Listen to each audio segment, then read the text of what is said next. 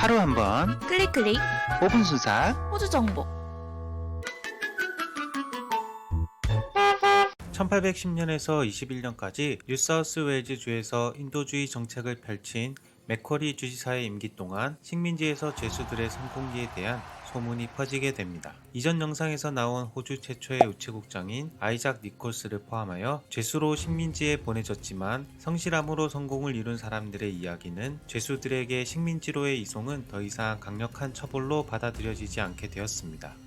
1817년 영국 정부의 식민지 비서인 얼 베서스트는 뉴사우스웨일즈로의 죄수 수송이 의도했던 것과 다르게 더 이상 효과적인 억제책이 되지 못한다는 것을 알게 되었고, 존 토마스 비기에게 뉴사우스웨일즈로의 수송이 엄중한 처벌로 인식될 수 있는 방법을 의뢰합니다.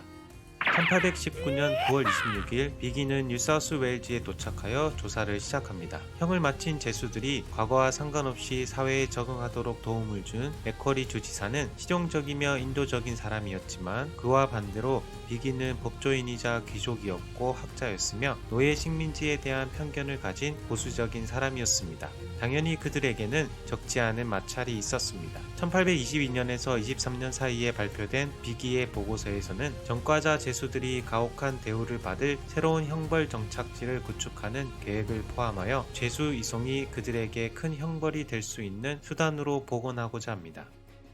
1821년 12월 1일, 12년이라는 긴 시간 동안 뉴사우스웨일즈 주지사로 일했던 맥쿼리 주지사 다음으로 새로운 뉴사우스웨일즈 주지사로 토마스 브리즈번이 임명되는데요. 1823년 비기의 권고에 따라 토마스 브리즈번 주지사는 죄수들이 거주할 새로운 장소를 조사하기 위해 탐험가이자 측량가인 존 옥슬리를 모턴베이로 보냅니다. 1823년 11월 29일 옥슬리는 모턴베이 측량을 시작하는데요. 그곳에서 발견한 강의 이름을 그 당시 뉴사우스웨일즈 주지사의 이름을 따서 브리즈번 리버로 명합니다. 12월 6일 시드니로 다시 돌아와 레드클리프 포인트가 접근하기는 쉽고 탈출하기는 어려운 곳으로 판단하여 죄수들의 새로운 정착지로 적합한 장소라고 보고를 합니다. 1824년 9월 12일에 옥슬리와 40연대의 헨리 밀러 중위, 경비원 및 약 30여 명의 죄수 총 54명이 레드클리프에 도착합니다. 하지만 1년 만에 레드클리프는 물 공급이 원활하지 않아 영구적인 정착에는 적합하지 않다는 판단을 합니다. 그들은 브리즈번 강 유역의 지역을 다시 조사했고 블랙버스트 크릭과 밀턴 지역 중에 고민하다 1825년 5월 최종 정착지는 블랙버스트 크릭으로 결정합니다.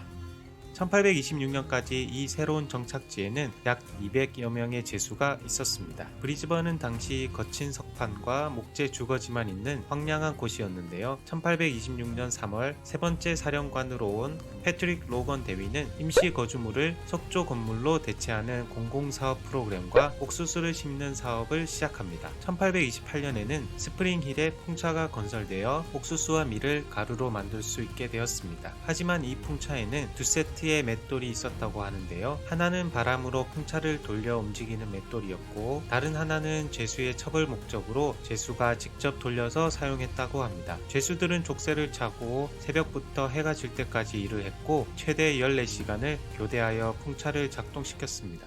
당시 죄수는 약 1000여 명 이상으로 늘어났다고 하는데요. 패트릭 로건 대위는 죄수에게 잔인한 형벌로 다스린 것으로 악명이 높았고 모턴베이의 유죄 판결은 특히 가혹한 처벌로 유명했다고 합니다. 참고로 패트릭 로건 대위는 1830년 사망하는데요. 정확한 원인은 모르지만 원주민에 의해 살해당했다는 의견이 일반적입니다.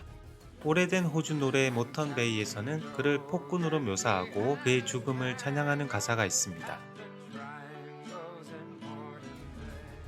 하지만 반대로 그의 업적을 인정하고 기리는 부분도 많이 있는데요. 로건시티, 로건 모터웨이, 로건 리저브, 로건 빌리지 등 브리즈번에는 그의 이름을 딴 도로나 지역 이름들이 많이 있습니다.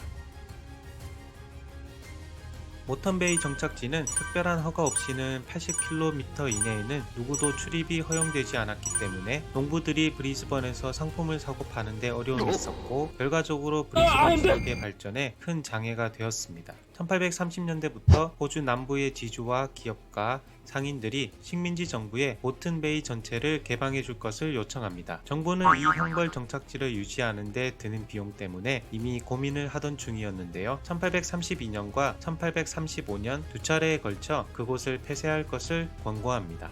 1837년부터 죄수는 줄어들기 시작했고 1838년에는 사람들의 무료 정착이 가능하게 되었습니다. 1842년 2월 10일 모턴베이 형벌 정착지는 공식적으로 폐쇄가 됩니다. 하루 5분으로 호주를 알아간다. 5분 순삭 호주 정보. 오늘은 여기까지입니다.